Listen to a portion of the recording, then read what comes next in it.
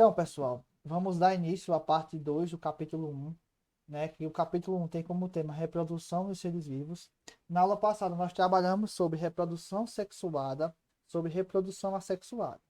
Revisando, na reprodução sexuada, há a necessidade de dois gametas, o masculino e o feminino. Pode haver reprodução com gametas iguais? Por exemplo, dois masculinos e dois femininos? Não. É necessário que haja um masculino e um feminino, um gameta masculino e um feminino para a reprodução sexuada. Quais as principais características dessa reprodução? Ela propicia a variabilidade genética. O que é essa variabilidade genética? Tá? São as diferentes características, tanto em aparência como geneticamente, dos seres vivos, tá bom?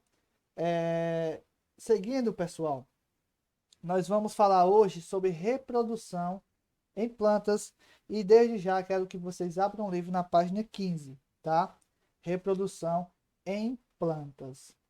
Beleza? Vamos estudar sobre as plantas nessa aula e na próxima aula sobre a reprodução em animais, beleza? Então, de início, as plantas elas podem ser divididas em 4 grandes grupos. Deixa eu marcar aqui para vocês, viu? Para que vocês estejam vendo. 4 grandes grupos principais. Quais são esses grupos? As briófitas, os musgos, aliás, as briófitas que temos como exemplo os musgos e as hepáticas, as pteridófitas, e nós também podemos citar como exemplo as avencas e as samambaias, as gimnospermas, né? Os pinheiros, aliás, que temos como exemplo pinheiros, sequoias e ciprestes, e as angiospermas, né? Que nós temos como exemplo goiabeira, cactos, orquídeas e bromélias. Então, pessoal, esses grupos eles são subdivididos, né, de acordo com algumas características. Uma das principais características é sobre a sua reprodução, tá bom? Então, a reprodução das plantas, de modo geral, ela passou, né, de uma situação de dependência muito grande da água, certo? Para a sua fecundação, ou seja, a união dos gametas masculinos e femininos, como ocorre, por exemplo, nas briófitas e nas pteridófitas. Esses dois exemplos de plantas aqui, pessoal, ó, em A e B, são as briófitas e as pteridófitas. E elas precisam de água para a sua reprodução. A gente vai já entender como ocorre essa reprodução, tá? Elas passaram desse tipo, nessa necessidade da água, para uma situação em que não há mais a necessidade da água, né? Para que essa fecundação ocorra. Então, os gametas masculinos e femininos, eles vão ficar contidos em estruturas que os protegem até chegarem aos gametas femininos, né? Que isso vai ocorrer nas gimnospermas e nas angiospermas, tá? Então, observação. As briófitas e as pteridófitas, elas necessitam da água para sua reprodução, beleza? Já as gimnospermas e as angiospermas não precisam da água para a sua reprodução. Então, nós vamos estudar esses dois ciclos reprodutivos, né? O da briófita e o de uma angiosperma, tá certo? Para entender como esse último grupo, que é mais diversificado em relação aos demais, obteve sucesso reprodutivo. Então, na aula de hoje, nós vamos focar principalmente, pessoal, na fecundação, aliás, na reprodução das briófitas e das angiospermas, tá certo? Por quê? Porque a reprodução tanto das gimnospermas, da gimnosperma ela é muito parecida a, com a angiosperma. E das briófitas é muito parecida com as pteridófitas, tá certo? Então, bora lá. Passando a página aí, nós temos aí reprodução das briófitas, tá? Reprodução das briófitas. Vamos falar um pouquinho. As briófitas, pessoal, elas vivem em locais úmidos e precisam de água para a reprodução. Dois pontos principais das briófitas, viu? Eita linha torta.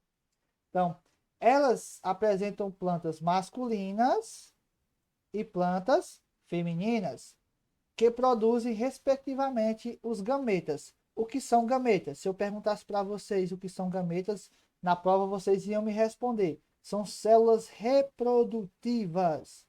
E essas células reprodutivas são masculinas e femininas. Tá certo? Nós vamos ter, pessoal, no próximo slide, né? Próxima página, uma ilustração, né? Que vai representar o ciclo de vida dos músculos. Que para a gente poder entendê-la melhor, nós temos que acompanhar cada etapa com uma descrição, com essa descrição que ela é apresentada, né? E notar que o gameta masculino ele precisa nadar até onde está o gameta feminino durante a fase de reprodução sexuada do ciclo, tá? Quando é que isso ocorre? Quando os esporos caem no solo e vão germinar, originando novos músculos, tá? E é onde ocorre a fase de reprodução assexuada. O que eu quero que vocês entendam, pessoal. Vocês estão conseguindo observar aí na página 16 a representação, o esquema de representação? E aí?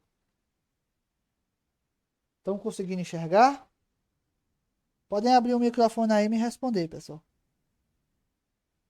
Pelo chat não dá para enxergar. Eu tô Professor, acompanhando, ainda eu tô tá acompanhando pelo aparecendo livro. de reprodução nos seres vivos, Eu tô acompanhando pelo livro também. Pronto. pelo livro. Então não sei o que está acontecendo não, mas vamos lá. Então na página 16, nós temos aí, ó, um esquema. Eu quero que vocês observem com cuidado, tá? Nós temos aí um musgo, né? Um musgo.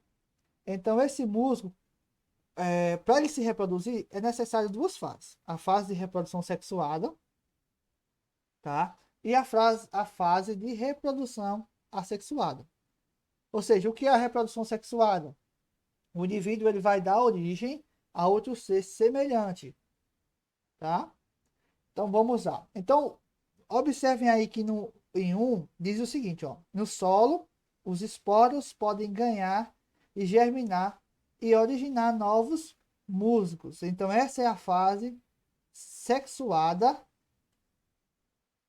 dos músculos, né? Aí o que que acontece, ó? Esses esporozinhos, eles estão cheios de gametas masculinos, de musgos masculinos, aliás, de musgo masculino e feminino, né? Uma planta masculina e uma feminina, ou seja, de uma planta que possui o gameta masculino e de uma planta que possui o gameta feminino. Com isso, elas vão nascer e nós vamos para a fase 2, tá? Então, o que é a fase 2? Né? É a fase em que eles já estão grandes, a planta já está grande, tá? E a água, ela geralmente, da chuva, ela vai transportar os gametas masculinos, tá? Para uma planta feminina, onde ocorre a fecundação. Então, nós temos duas plantas, uma masculina e uma feminina, tá? E, através da chuva, a chuva vai transportar o gameta masculino até a outra planta. Chegando lá, pessoal, nós vamos para a fase 3. O gameta ele vai ser introduzido por uma aberturazinha, como vocês podem ver, né? E essa abertura é como se fosse um canal. É um canal, na verdade. Então, o gameta vai entrar nesse canal e vai chegar até o gameta feminino. O gameta masculino vai chegar até o gameta feminino.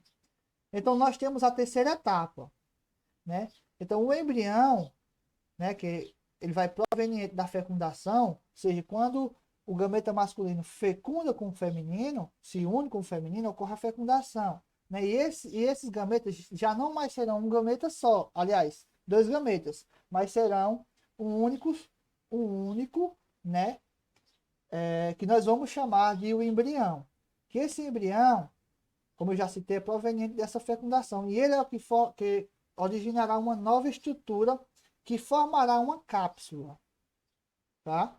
Então, esse embrião ele vai se tornar essa cápsula, como vocês podem ver aí o nome cápsula, né? E dentro dessa cápsula vai estar os esporos, tá? Que esses esporos vão dar origem a uma nova planta, fechando o ciclo, iniciando outro ciclo, tá certo? Então aí a planta vai crescer, vai chegar ao solo, vai crescer, vai se desenvolver, vai ocorrer a fecundação novamente.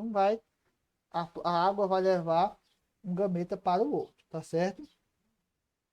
Seguindo, pessoal, ainda na página 16, vocês vão encontrar a reprodução das angiospermas, tá? Como eu citei, as angiospermas, elas têm um sucesso reprodutivo, né?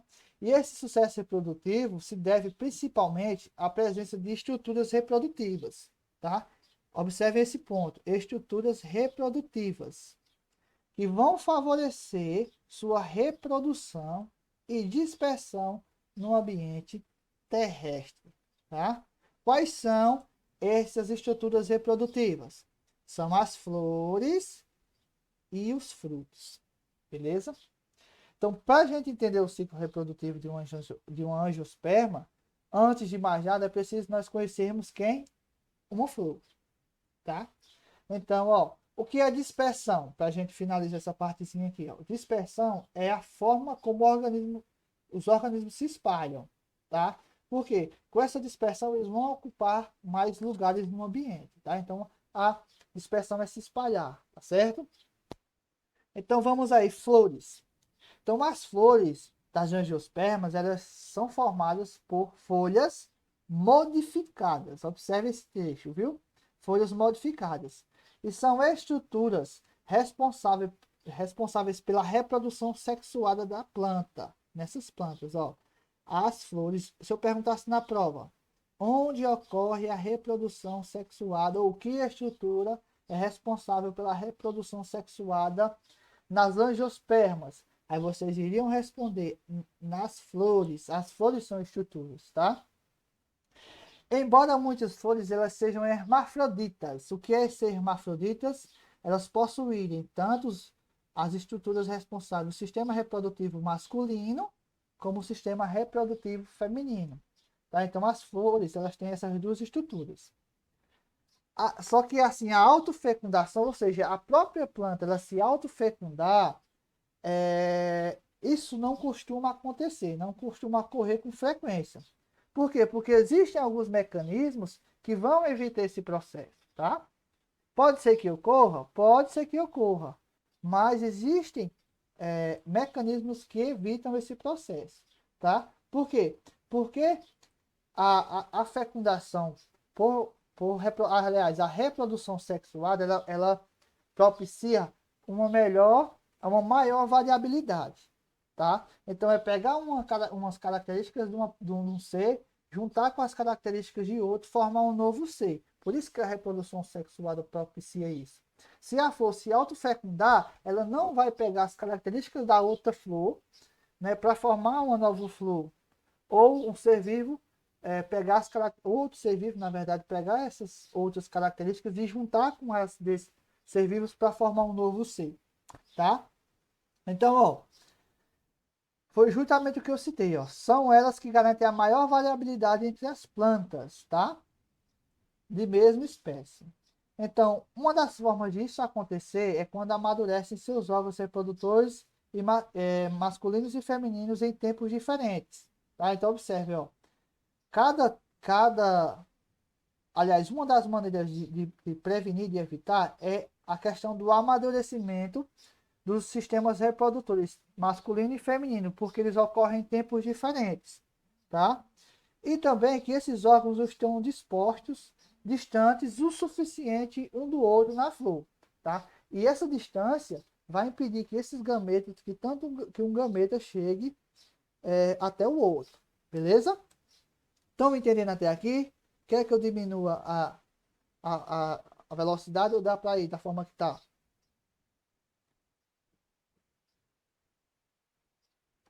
Dá para ir. Dá para ir? Estão entendendo Dá até pra ir. agora? Pronto. Dá. Vamos observar essa ilustração aqui, Tá, pessoal. tá. Nós temos aqui a estrutura da flor, né? Esse é um esquema que vai representar, né, as estruturas presentes na flor. Observem com muita atenção, tá? Vamos tentar identificar aqui as partes femininas e as partes masculinas. A parte feminina é na página 17, né, nesse esquema aí, parte feminina. São os elementos reprodutores femininos. Entre eles nós temos o ovário, né? Então, ó, esse ovário, pessoal, aqui, ó, na parte de baixo, né? Ele é onde se produzem gametas femininos. E após a fecundação se desenvolve, aliás, desenvolve-se o fruto. Então, no ovário da flor é que vai se desenvolver o fruto, né? E ele é o responsável por produzir o gameta feminino. Aí nós temos, ó, nessa abertura superior, essa abertura superior é a estrutura que vai fazer com que, ó, é a estrutura onde o grão de pólen se une à parte feminina da flor. Então, essa estrutura vai fazer com que o grão de pólen se una à flor, né? Partindo para o outro lado, nós temos parte masculina. São os elementos reprodutores masculinos. Entre eles, a antera, né? Que essa antera parece dois pãozinhos, ó, pãozinho de cachorro quente, né? Qual a função dela? É onde se formam os grãos de pólen. Então, essas anteras são responsáveis por formar os grãos de pólen, que contêm os gametas masculinos, tá? E nós temos também o filete, que é essa estrutura que eleva, né, que deixa lá fixado. Por isso, pessoal, que eu disse anteriormente, que ficam afastados uns dos outros. Observe que o gameta masculino está lá na antera, né? E vai formar o grão de pólen. E mais embaixo, nós temos o ovário. E que para chegar até o ovário, nós temos um canozinho, uma estrutura que vai dificultar, né? Essa ida do gameta masculino até o feminino, evitando a autofecundação, tá? E como é que eu chamo essa estrutura, pessoal? A antera e o filete, eu vou chamar de estame, né? E o que é o estame? É o conjunto formado pelo filete e pela antera. Nós temos também as pétalas. O que são essas pétalas? Elas são folhas modificadas, geralmente coloridas. Com essa função, elas são atraentes para agentes polinizadores, que a gente vai falar um pouquinho mais à frente. Quais são esses agentes polinizadores? As aves ou insetos, né? Por exemplo, o beija-flor. Podemos citar um agente polinizador, o beija-flor. Podemos citar um inseto, a abelha. Né? Nós temos também morcegos, que fazem esse tipo de polinização, tá? Nós temos também, pessoal, o botão, né? Que é a flor antes de desabrochar completamente. Então, esse botão aqui serve, é como se fosse uma proteção, tá? Para a flor. Nós temos as sépalas, né? O que são as sépalas? Elas são essas folhas mais externas, geralmente pequenas e verdes. Então, aquelas folhas que ficam abaixo de uma flor, das pétalas, elas são chamadas de sépalas, tá?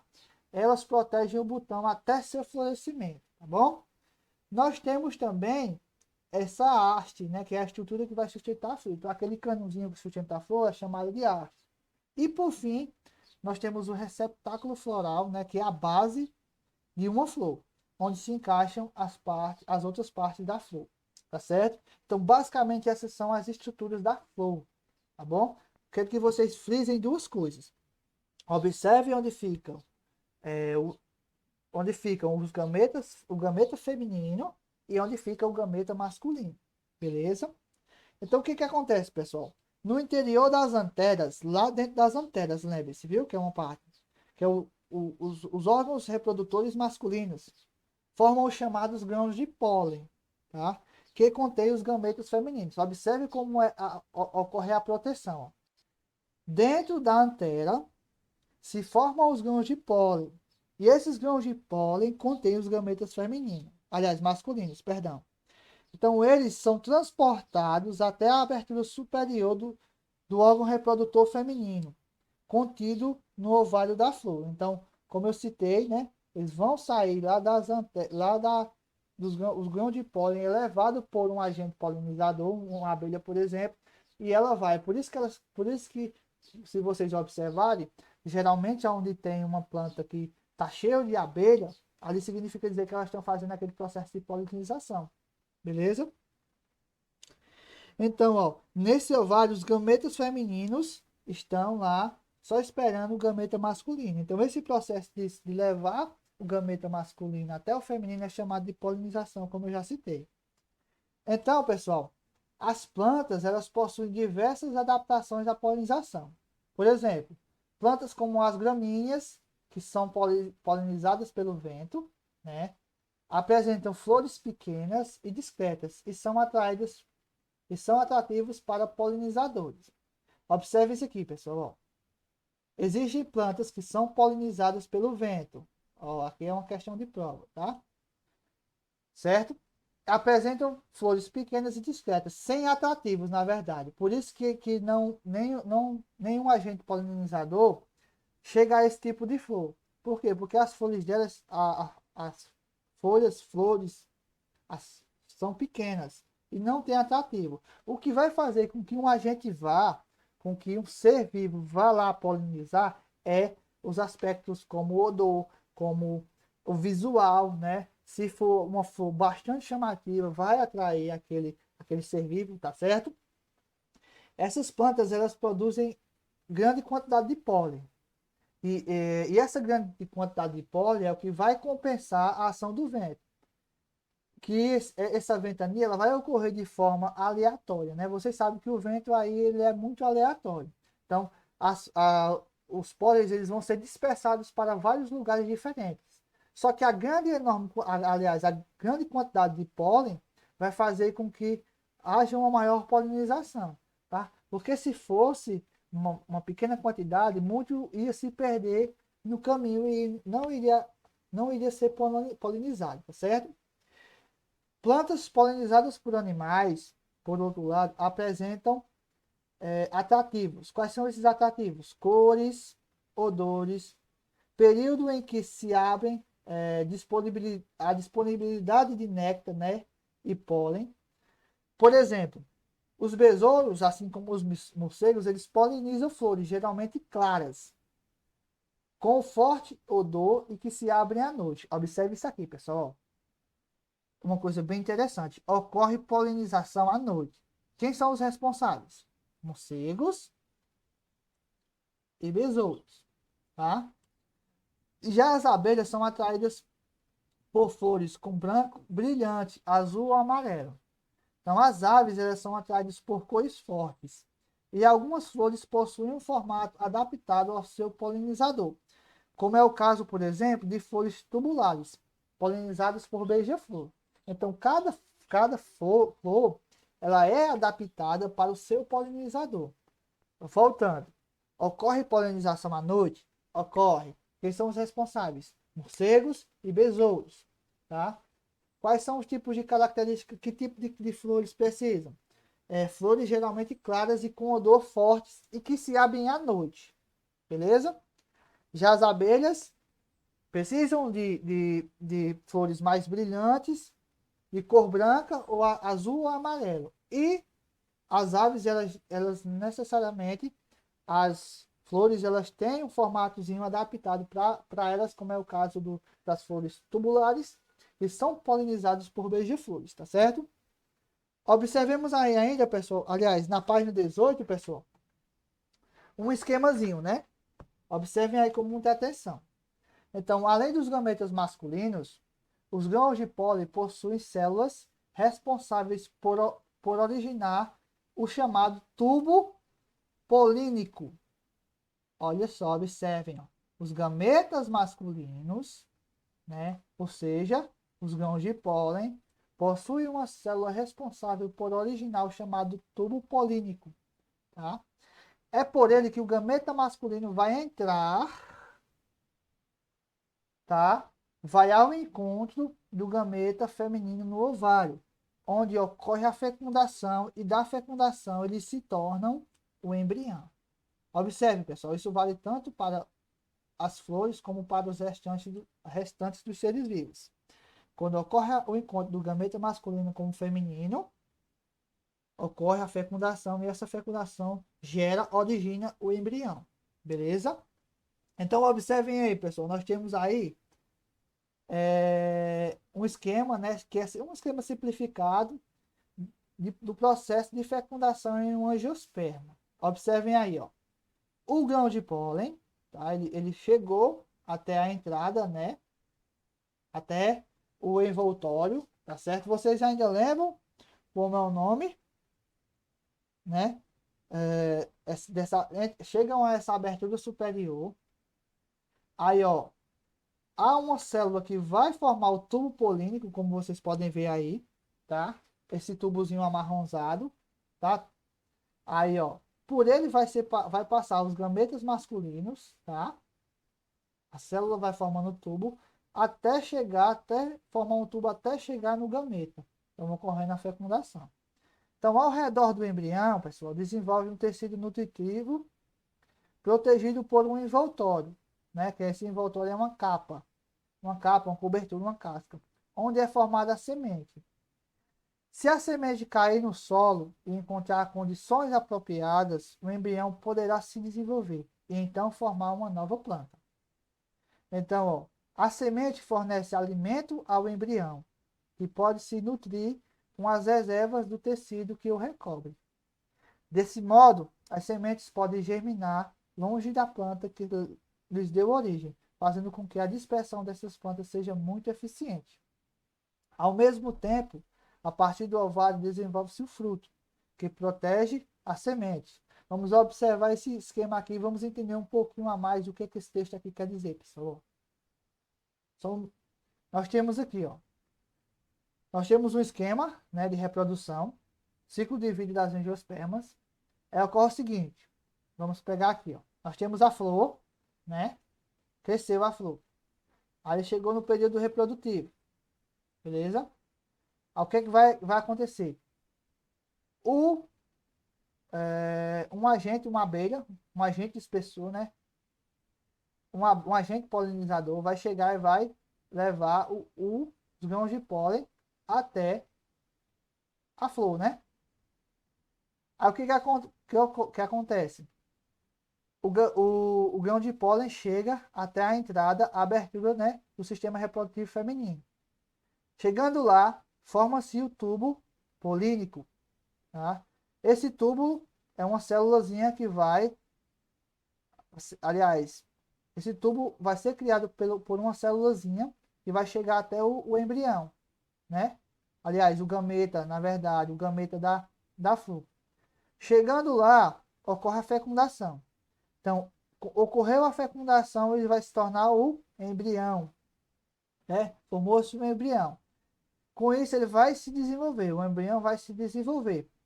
Vai formar, pessoal, a semente.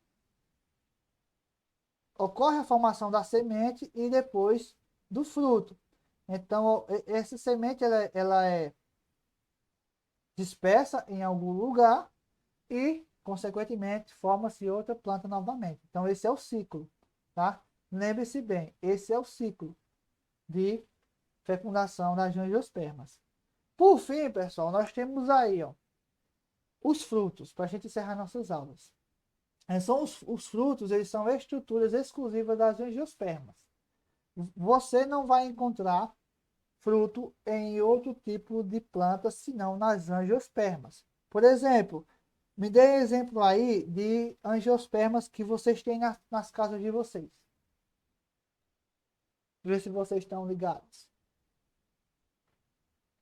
Me dê um exemplo aí. Uma mangueira? Opa, mangueira. O que mais? Pé de jambo. Pé de jambo. O que mais?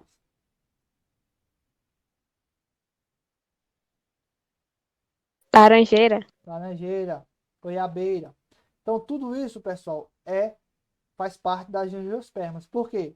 Porque elas têm uma característica que as outras não têm. Frutos, tá? Então, os frutos, aliás, são resultados do desenvolvimento do ovário da flor, após a ocorrência da fecundação pelo encontro dos gametas femininos e masculinos.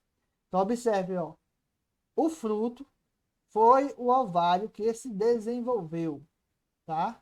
O ovário da flor se desenvolveu e formou o fruto, né? E com esse fruto, e qual a função dele? A proteção dada pelo fruto às sementes, ou seja, o fruto vai proteger as sementes e vai fazer com que elas sofram menos impactos de agentes externos, como por exemplo a temperatura e umidade. Então, o fruto também garante maior dispersão das espécies pelos biomas, pela ação do vento, da água ou de animais que dele se alimentam. Por quê, pessoal? O que acontece se nós encontrarmos, por exemplo, por onde a gente anda, meio da mata, por exemplo, você encontrar um pé de manga, por exemplo, ou um pé de caju. Porque algum animal, algum agente levou essa semente para lá, pegou o fruto, comeu o fruto e jogou a semente lá. Então, a semente que continha o embrião relativo àquela planta, ela, tendo as condições ambientais corretas, ela se desenvolveu e formou uma nova planta. E o que eu quero que vocês observem, pessoal, ó, é que, ó,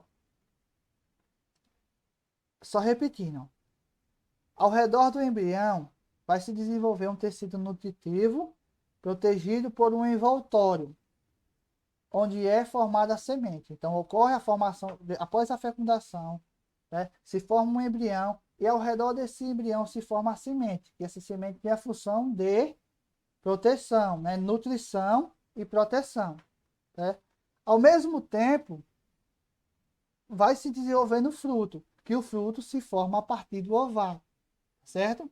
Então, eles estão ligados. Tá bom, pessoal? Então...